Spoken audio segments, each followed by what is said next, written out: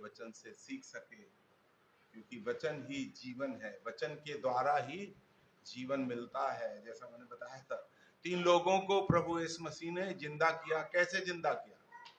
वचन बोल करके जिंदा किया। ये जीवित वचन है, जो बाइबल के अंदर वचन है, ये जीवित वचन है।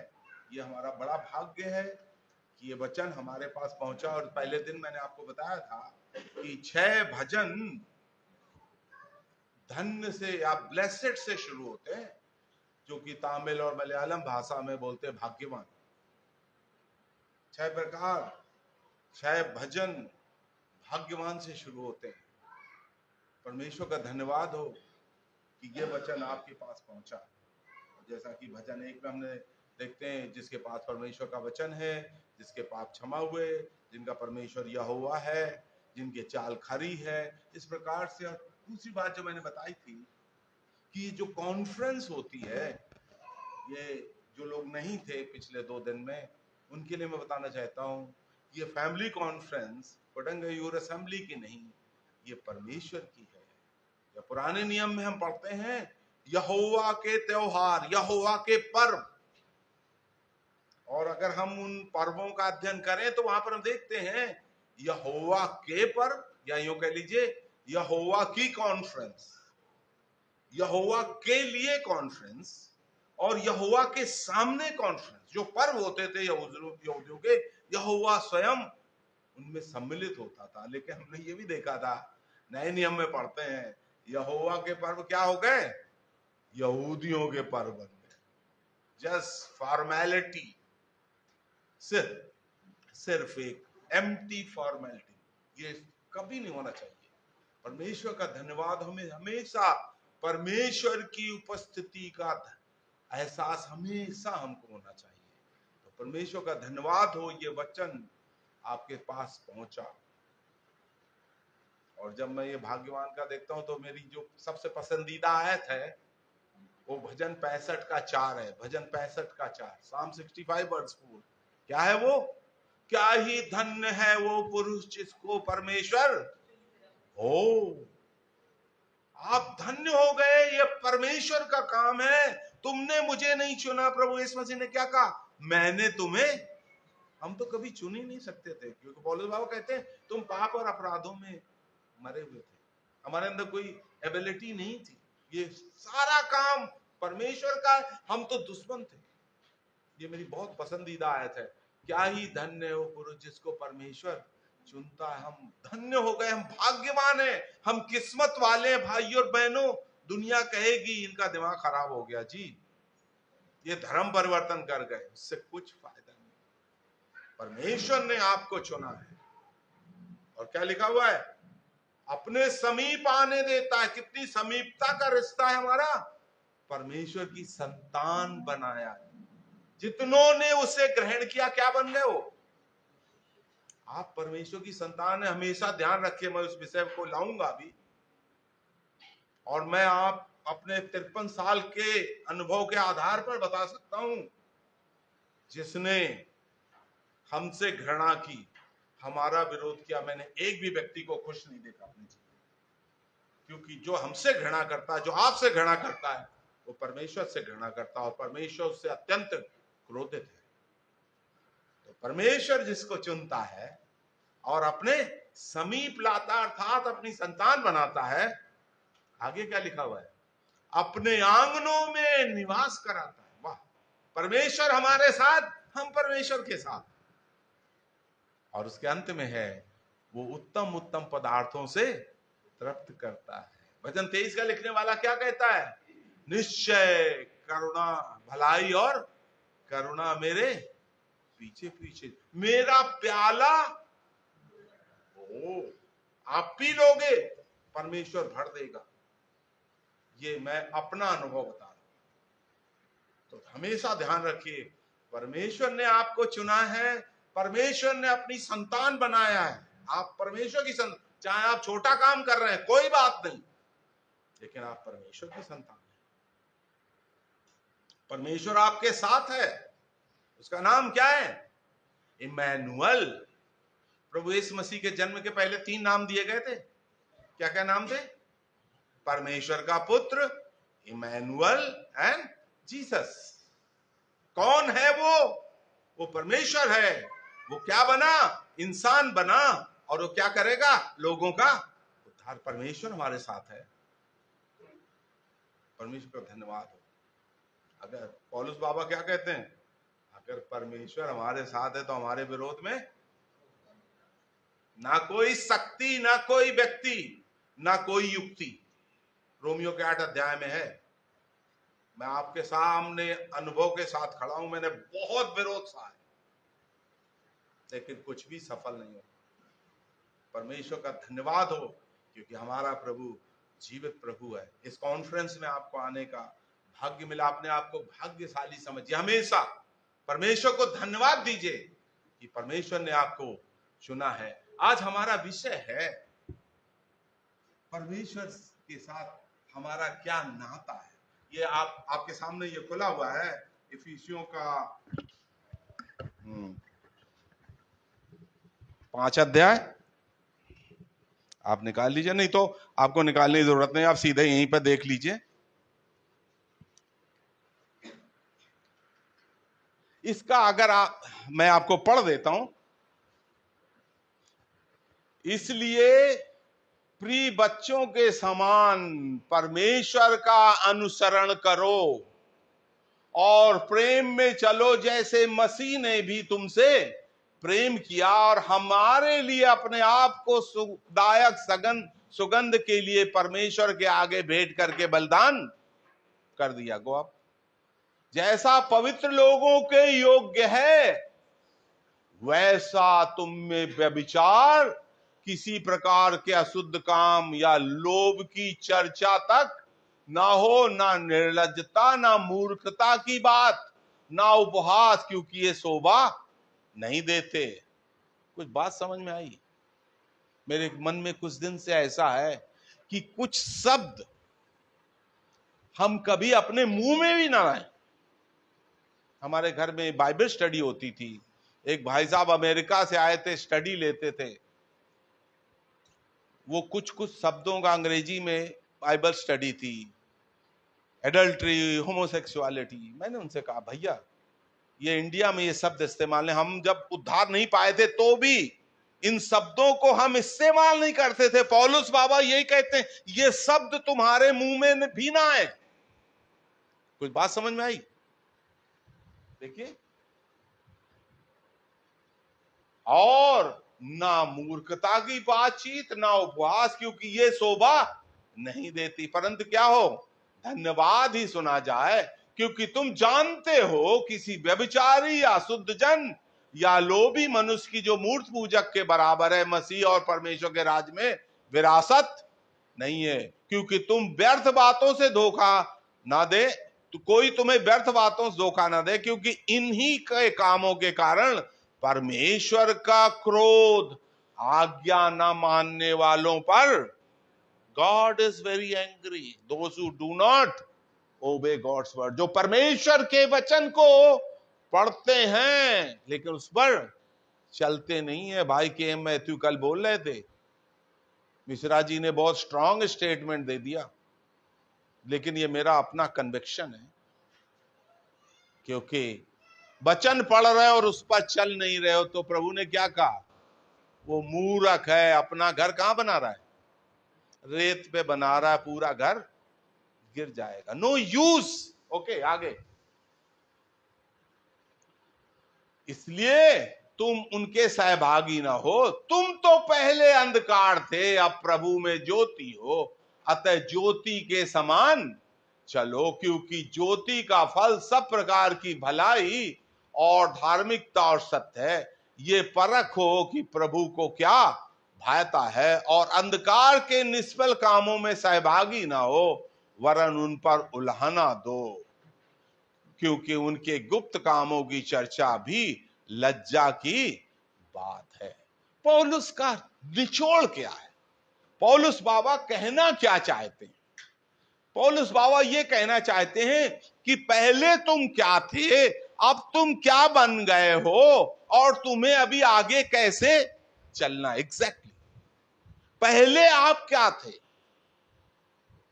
अभी क्या हो गए और अभी हमें कैसे, इसका निचोड़ मैं आपके सामने रख रहा हूं।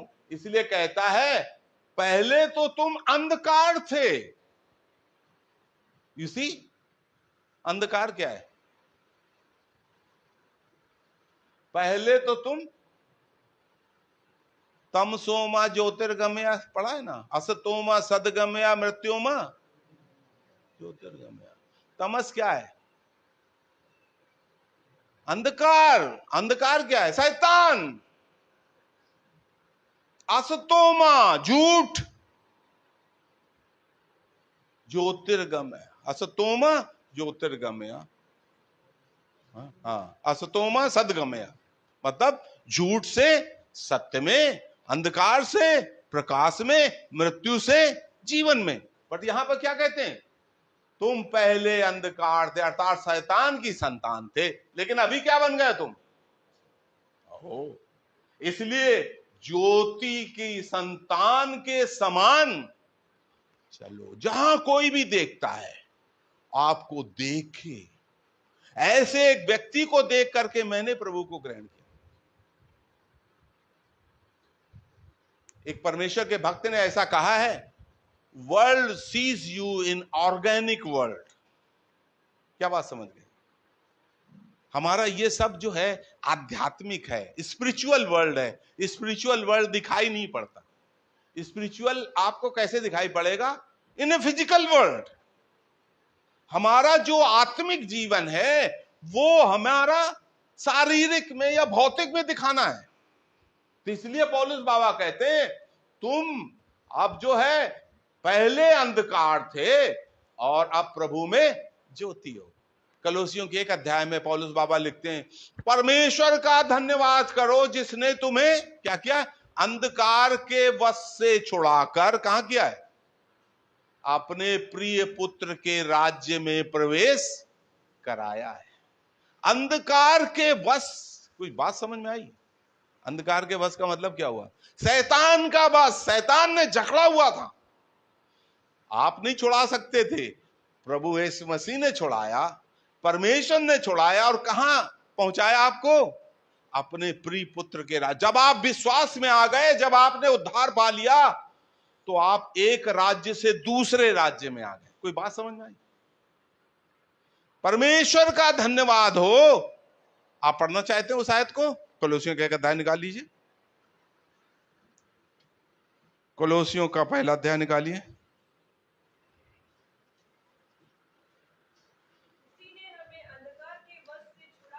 अपने प्रिय पुत्र के राज्य में प्रवेश कराया। देख लो जी, तमिल वालों ने पहले हिंदी की बाइबल निकाल ली, हिंदी वालों को निकालने का टाइम नहीं मिला। ये मेरे को बड़ा अजीब लगता है यार। ये लोग तमिल बोलने वाले लोग हैं, हिंदी वाले लेट है, तमिल वाले तेज है। परमेश्वर का धन्यवाद हो जिसने क्या किया? हमें अंधकार के वश से छुड़ाकर अपने प्रिय पुत्र के राज्य में प्रवेश कराया। क्या आप परमेश्वर का धन्यवाद करते हैं? मैं जहां पर हूं, और मैं कल आपको बता रहा था, ये परमेश्वर ने जो आपको चुना, इसके लिए आपकी संतानें और उनकी संतानें और भावी पीढ़ियां, आने वाली संतानें परमेश्वर का धन्यवाद कहेंगे कि हमारे बाबा थे, हमारे दादा थे, जिन्होंने अंधकार से, मूर्ति पूजा से निकल करके सच्चे परमेश्वर की आराधना शुरू की। तो पौलुस बाबा क्या कहते हैं कि परमेश्वर का धन्यवाद हो जिसने तुम्हें छुड़ाया है, और हम क्या देखते हैं? अपने प्रिय पुत्र के राज्य में प्रवेश कराया है। इसलिए अब परमेश्वर की संतान, गो टू दैट पोर्शन, इसलिए तुम परमेश्वर की संतान के रूप में हम क्या हैं? परमेश्वर की संतान। जब मैं परमेश्वर की संतान, मतलब आप हमारे साथ निकालिए जरा इब्रानियों का 2 अध्याय 10 वचन, 10 और 11 पढ़िए। इब्रानियों का 2 अध्याय 10 और 11। जिसके लिए सब कुछ है, हम्म जिसके द्वारा सब कुछ है, हम्म उसे यही अच्छा लगा कि जब वो बहुत से पुत्रों को महिमा में पहुंचाए, हम्म तो उनके उद्धार के कर्ता को दुख उठाने क्योंकि पवित्र करने वाला और जो पवित्र किए जाते हैं सब एक ही मूल से हैं। इसी कारण वो उन्हें भलाई करने से नहीं लजाता। उन्हें भाई कहलाने से, कोई बात समझ में आई? यीशु मसीह हमें क्या कहते हैं? ये हमारे भाई है, ये हमारे, कितनी बड़ी बात है। हमने कई दफे कॉलेज में पढ़ने के टाइम देखा है, कॉलेज में पढ़ रहे हैं, बड़े नक्शेबाजी के साथ आ रहे हैं, पिताजी किसान हैं, पिताजी मिलने आए, क्या कहते हैं? ये पिताजी नहीं है यार, हमारे खेत में काम करने वाला है। लेकिन यीशु मसीह हम छोटे मोटे लोगों को क्या कहता है? उन्हें भाई कहलाने से नहीं। परमेश्वर का धन्यवाद हो, बहुत से पुत्रों को, इसी में 10 में आपने पढ़ा, 2 अध्याय के 10 में, बहुत से पुत्रों को महिमा में पहुंचाएगा। हम उस स्वर्ग की महिमा में पहुंचेंगे, और यीशु मसीह हमें भाई कहलाने से नहीं लजाता, तो हम उसे अपना प्रभु कहने से लजाएं क्या?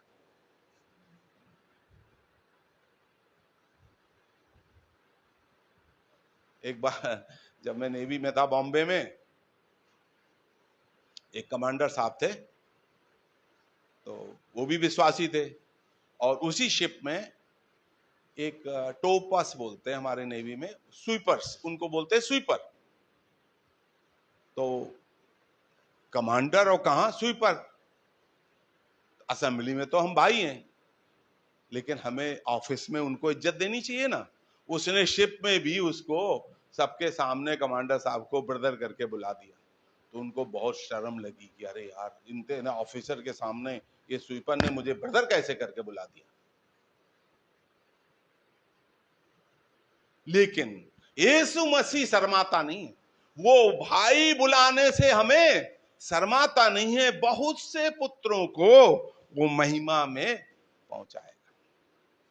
प्रभु यीशु मसीह जब इस पृथ्वी पर थे तो हम क्या पढ़ते हैं, उन्होंने किस प्रकार से जो लोग वहां बैठे थे अपना भाई कह करके संबोधित किया। आप हमारे साथ निकालिए मत्ती का 12 अध्याय 46 to 50, मत्ती का 12 अध्याय 46 से 50। जब वो भीड़ से बातें कर ही रहा था, देखो उसकी माता और भाई बाहर खड़े थे और उससे बात करना चाहते थे। किसी ने उससे कहा, देख तेरी माता और तेरे भाई बाहर खड़े हैं और तुझसे बातें करना चाहते हैं। यह सुन उसने कहने वालों को उत्तर दिया, कौन है मेरी माता और कौन है मेरे भाई? और अपने चेलों की ओर अपना हाथ बढ़ाकर कहा, देखो ये मेरी माता और मेरे भाई ये है। क्योंकि जो कोई मेरे स्वर्ग के पिता की इच्छा पर चले वही मेरा भाई और बहन और माता है। हाँ, यहाँ पर हम क्या पढ़ते हैं 49 वर्ष में, कौन है मेरे भाई? यीशु ने अपने चेलों की ओर हाथ बढ़ाकर कहा। कोई बात बताए, यीशु ने हाथ बढ़ाया। प्रभु यीशु मसीह के हाथों के बारे में 40 बार आया है बाइबल में, 40 अबाउट प्रभु यीशु मसीह के हाथ, लेकिन 3 बार आया है जब यीशु मसीह ने हाथ बढ़ाया, ही स्ट्रेच्ड हिज हैंड। और यहां पर हम पढ़ते हैं यीशु मसीह ने हाथ बढ़ाया। एक घर के अंदर थे प्रभु यीशु मसीह, और हम क्या पढ़ते हैं, घर के बाहर उनकी माता और भाई बाहर थे। प्रभु यीशु मसीह वचन सुना रहे थे, और लोगों ने आकर के कहा, आपकी माता और भाई आपसे बातें करना चाहते हैं। तो प्रभु यीशु मसीह ने हाथ बढ़ाया, 3 बार हाथ बढ़ाए, नोट कर लेना।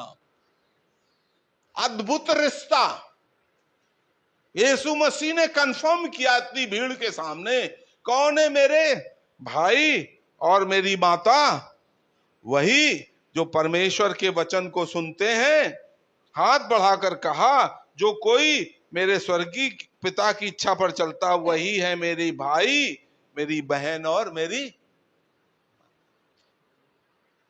कितनी बड़ी चीज, मतलब हमारे सांसारिक और शारीरिक रिश्तों से भी बड़ा रिश्ता है हमारा आत्मिक रिश्ता।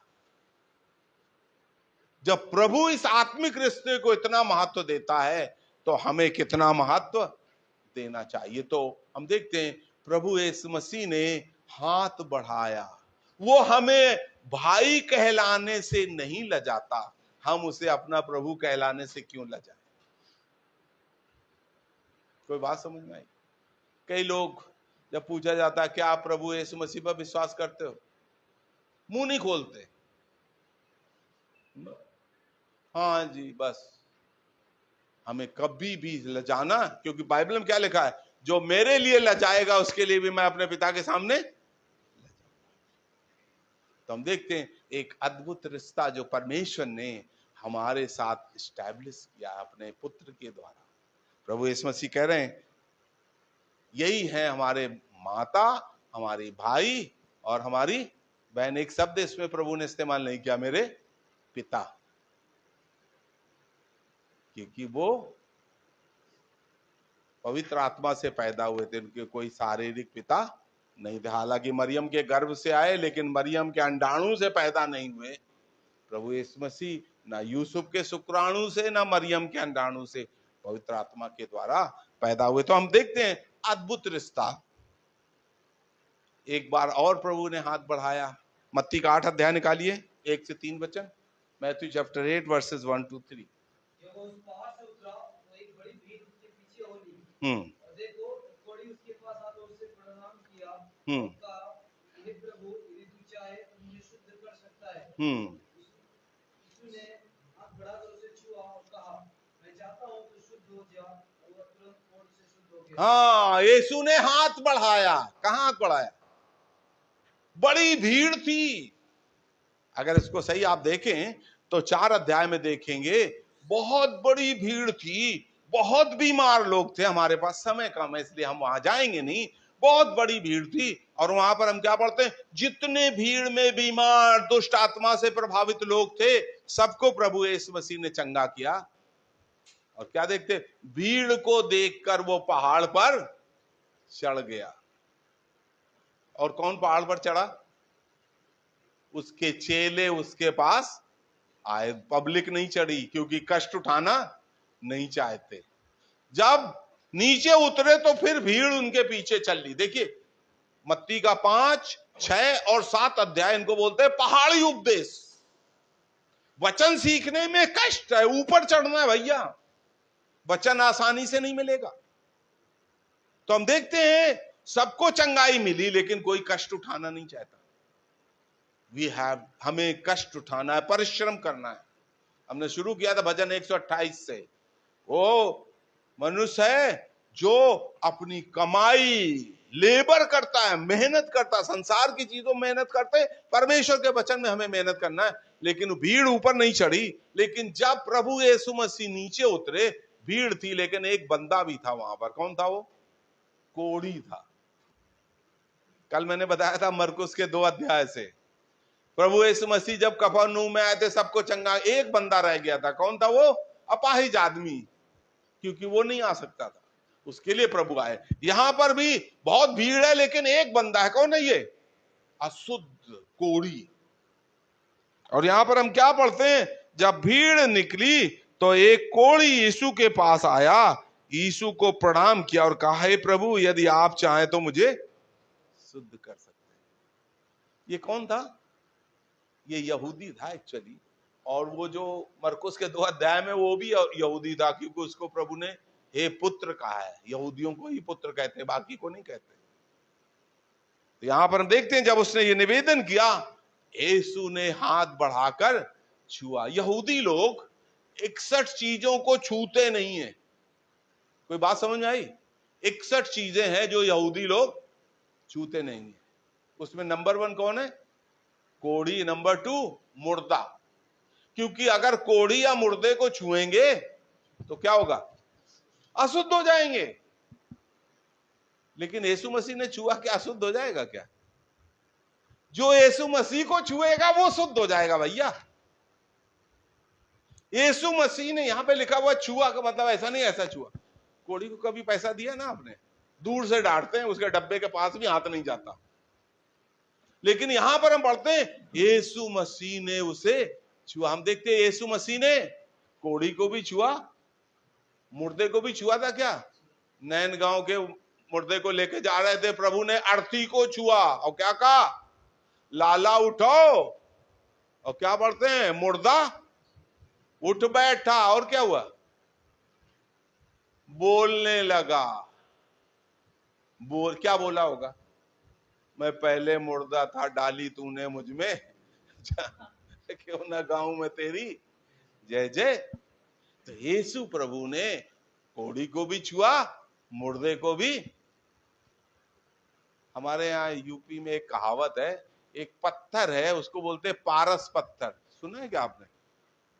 हाँ, वो पारस पत्थर की खासियत क्या है, वो पारस पत्थर आप जिसको छुआ दो वो सोना बन जाएगा। एक कुर्सी को छुआ दो तो कुर्सी सोना बन जाएगी। ऐसा है क्या कोई पत्थर? तमिलनाडु में नहीं है, राजस्थान में ऐसा कोई पत्थर नहीं, यीशु मसीह है वो पारस पत्थर। जो यीशु मसीह को छुएगा वो चंगा सोना बन जाएगा, शुद्ध हो जाएगा। तो हम देखते हैं प्रभु यीशु मसीह ने इसको हाथ बढ़ाया। हमारा आज ध्यान है प्रभु ने किस प्रकार से अपने लोगों से आइडेंटिफाई किया, ये मेरे लोग हैं। वो भाई कहलाने से नहीं लजाता। अद्भुत रिश्ता, अद्भुत सिफा, सिर्फ छूने से तुरंत कोढ़ जाता रहा। वही एक है पारस पत्थर, भाई और बहनों, जिसने यीशु मसीह को पा लिया वो शुद्ध हो गया। यीशु मसीह का लहू हमारे तमाम पापों से हमें शुद्ध करता है। परमेश्वर का धन्यवाद।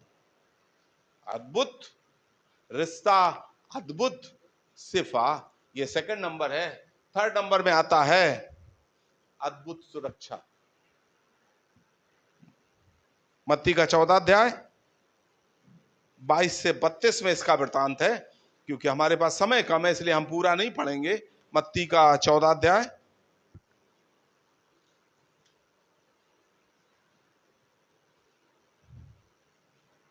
यहां पर एक दृश्य है कि प्रभु अपने चेलों को नाव में भेजे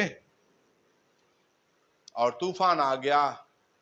प्रभु पानी पर चलकर आ रहे थे और रात का समय, पानी पर कोई चल रहा है रात के समय तो कौन चलेगा? भूत ही चल सकता है भैया। ये लोग सोचे भूत है। प्रभु ने कहा भूत नहीं हूं, मैं हूं जी। पतरस क्या बोला, जी प्रभु जी आप हो तो सानू भी चला दो, हमको भी पानी पर चला दो। पतरस तो बहुत एक्सपीरियंस फिशरमैन था, वो पानी पर चलने लगा। लेकिन जब उसने लहरों को देखा, जब तक यीशु मसीह को देखता रहा वो बराबर पानी पर चलता रहा। कि लहरों को देखा तो क्या हुआ, डूबने लगा। इससे हम क्या सीखते हैं? इससे हम ये सीखते हैं कि जब तक हम प्रभु की ओर देखेंगे एक अलग नियम लागू होता है, और जब हम दुनिया की तरफ देखेंगे तो एक अलग नियम लागू होता है। इसीलिए यीशु मसीह को ताकते हुए उसी को देखना है। हमारे विश्वास का शुरू करने वाला, ऑथर एंड फिनिशर, हमारे विश्वास को शुरू करने वाला वही हमारे विश्वास के जीवन को कंप्लीट भी करेगा। तो हम देखते हैं जैसे ही पतरस ने लहरों को देखा तो डूबने लगा। हम यहां पर क्या पढ़ते हैं, यीशु ने हाथ बढ़ाया, और 31 वचन पढ़ेंगे, 14 का 31 पढ़िए। यीशु ने तुरंत हाथ बढ़ाकर उसे थाम लिया और उसने कहा, हे अल्पविश्वासी, तूने क्यों संदेह किया? हाँ, यीशु ने हाथ बढ़ाकर, कितने बार आया हाथ बढ़ाकर? 3 बार। अद्भुत रिश्ता, बहुत अद्भुत रिश्ता। हम परमेश्वर की संतान हैं। अद्भुत सिफा, सारे पाप हमारे क्षमा हो गए। अद्भुत सुरक्षा, वाह जी वाह। मैं सोचता हूं पतरस कैसे चला होगा पानी में। आर्किमिडीज का सिद्धांत क्या बोलता है जी? जिसकी डेंसिटी पानी के डेंसिटी से ज्यादा होगी, जिसका घनत्व तो बोलते हैं ना हिंदी में, जिसका घनत्व तो पानी के घनत्व से ज्यादा होगा तो क्या होगा उसमें? लेकिन प्रभु यीशु मसीह क्यों नहीं डूबे और पतरस भी नहीं डूबा, बताओ जी। सोचे, हमको हर एक चीज को एनालाइज करना है। सिद्धांत ऐसे ही है ना कि जिसका डेंसिटी या जिसका घनत्व पानी के घनत्व से ज्यादा होगा वो उसमें डूब जाएगा। लेकिन प्रभु यीशु मसीह क्यों नहीं डूबे जी? और जब पतरस चल रहा था वो भी नहीं डूबे। बिकॉज ये जो बोलते हैं ना प्रकृति के सिद्धांत, लॉस ऑफ नेचर, जैसे ग्रेविटी का सिद्धांत है, गुरुत्वाकर्षण की शक्ति है ना, आप इसको छोड़ दो तो नीचे जाएगा। ये क्या है, कहां से पावर आ रही है? इसके ऊपर एक रिसर्च चल रही है, एक रिसर्च चल रही है इसके ऊपर। व्हाट इज दिस पावर कि आप इसको छोड़ दो तो नीचे जा रहा है? Gravitational force. बोलते कुछ साउंड आ रही है, that is the power pulling. तो वो क्यों प्रभु यीशु मसीह नहीं डूबे, पतरस भी नहीं डूबा? क्यों? क्योंकि प्रकृति में जितने सिद्धांत हैं किसने बनाए? प्रभु ने बनाए। जो दिन और रात होते हैं, जो सीजन होते हैं ना, गर्मी सर्दी बारिश, किसने बनाए? परमेश्वर ने बनाए। मैं कानपुर में मीटिंग ले रहा था, जनवरी का महीना था, बहुत सर्दी होती, माइनस में चला जाता टेम्परेचर। पास्टर लोगों की मीटिंग थी, एक पास्टर साहब आए मेरे पास, बोले अंकल जी बहुत सर्दी है, प्रार्थना कर दो सर्दी खत्म हो जाए। यार मैं सोचने लगा, यार ये तो बड़ी अजीब सी बात है। बोले प्रार्थना कर दो, बहुत सर्दी है अंकल जी, सर्दी खत्म हो जाए, क्योंकि नहाने का इंतजाम सब बाहर था। मैं बोला भैया ऐसा है यार, अगर सर्दी खत्म हो जाएगी तो फिर गेहूं नहीं होगा, क्योंकि गेहूं को बढ़ने के लिए सर्दी चाहिए और पकने के लिए गर्मी चाहिए। करेक्ट ना? प्रकृति के नियम परमेश्वर ने। मैं बोला भैया स्वेटर कोट पहन लो लेकिन सर्दी खत्म ना करो, नहीं तो फिर गेहूं की पैदावार नहीं। परमेश्वर ने ये प्रकृति के नियम बनाए, प्रभु यीशु मसीह ने ये नियम बनाया है, लेकिन वो नियम उन पर लागू नहीं होता। You understand? वो सब नियमों का बनाने वाले, जितने भी पृथ्वी इतनी स्पीड से घूम रही है अंतरिक्ष में और अपनी धुरी पर साल में एक चक्कर मारती है। अभी गर्मी बढ़ रही है, मतलब सूरज के नजदीक आ रही है, और जैसे दिसंबर आएगा बोले स्वेटर पहन लो, लाला दिवाली आ गई। और जैसे होली आएगी बोले स्वेटर उतार डालो। क्यों? ये नियम प्रभु ने बनाए हैं। तो भाई और बहनों, परमेश्वर की बड़ी दया है कि परमेश्वर ने हमें चुना है। परमेश्वर की, आप परमेश्वर को रात दिन धन्यवाद कीजिए। परमेश्वर की बड़ी कृपा आपके ऊपर हुई है, इसलिए आप धन्यवाद देना कभी ना भूलें। और ये 3 चीजें याद रखिए। अद्भुत रिश्ता, हम परमेश्वर की संतान हैं। प्रभु यीशु मसीह में विश्वास करके जितनों ने उसको ग्रहण किया, सबको क्या अधिकार मिला? परमेश्वर की संतान। अद्भुत रिश्ता, ऐसी रिश्ता कहीं नहीं है। अद्भुत सिफा, उस यीशु मसीह का लहू हमारे तमाम पापों से हमें शुद्ध करता है। मैं कई बार ऐसा सोचता हूं, हमारे भाई के मैथ्यू तो बाइबल कॉलेज में पढ़ाए हैं, मैं जब इनको मिलता हूं तो मैं ऐसे सोचता हूं, डॉक्टर 2 टाइप के होते हैं हमारे यहाँ। एक होते हैं जो मेडिकल कॉलेज से आते हैं एमबीबीएस करके, और दूसरे होते हैं झोला छाप डॉक्टर, झोला डाला हुआ है डॉक्टर साहब है। तो मैथ्यू साहब तो एमबीबीएस है, मैं झोला छाप हूं, ठीक है ना? तो हमें क्या करना है? परमेश्वर के वचन को गंभीरता से लेना है। ये अद्भुत जो रिश्ता परमेश्वर ने हमारे साथ बनाया है, अद्भुत सुरक्षा जो परमेश्वर ने हमें दी है, उसका लहू हमारे तमाम पापों से हमें शुद्ध करता है। और तीसरा है अद्भुत सुरक्षा, गॉड विल टेक केयर। परमेश्वर आपको, आपकी संतानों को, मैं समाप्त करने के पहले एक बात बोलना चाहता हूं। आजकल सबसे ज्यादा डर लोगों को मालूम है किस चीज का है? हमारे बच्चे बिगड़ ना जाए। सही है, सबको ये डर है। लेकिन मैं आपसे कहता हूं, आप अपना कर्तव्य कर दीजिए, बाकी परमेश्वर देख लेगा। करीब 7 साल पहले की बात है, मेरा नाती, माई ग्रैंडसन, माई सेल्फ, ट्रिवेंड्रम में हम लोग चर्च से आए। वो 5 साल का था, मैं 70 साल का था। संडे का दिन था, चर्च से आया, खाया पिया, बहू और बेटा एक कमरे में सो गए, मेरी वाइफ एक कमरे में, मैं और मेरा नाती डैनियल, हम लोग बहुत देर तक बात करते रहे। बहुत देर बात की, बारिश हो रही थी। मेरा नाती डैनियल बोलता है, दादाजी हम लोग इतना देर से बात कर रहे हैं, हम लोग थोड़ा समय प्रार्थना में क्यों ना बिताएं? ओ, इसने तो बॉम्ब गिरा दिया मेरे ऊपर।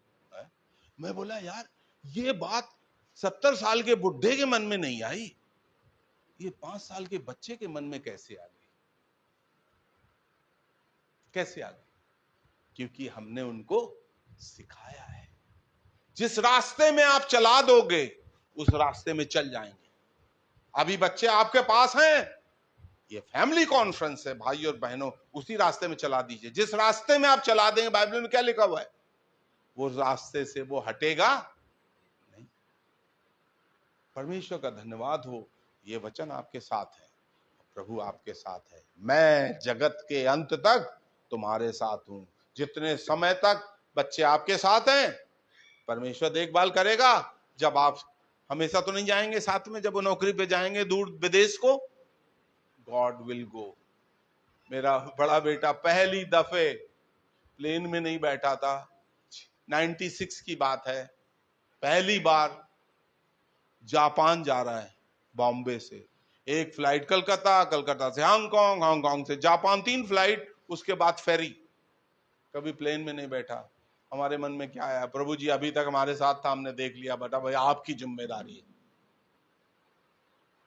प्रभु ने संभाला बड़े अद्भुत तरीके से, कैप्टन बन गया। मेरा क्या कहने का ये अर्थ है, परमेश्वर संभालेगा। आप अपना कर्तव्य कीजिए अपने परिवार के लिए। फैमिली कॉन्फ्रेंस में परमेश्वर अपना कर्तव्य पूरा करेगा। आपको डरने घबराने की जरूरत, चिंता करने की जरूरत, अपनी चिंता को परमेश्वर के ऊपर छोड़ दीजिए, अपने कर्तव्य को पूरा कीजिए। परमेश्वर इस वचन से आपको आशीष दे।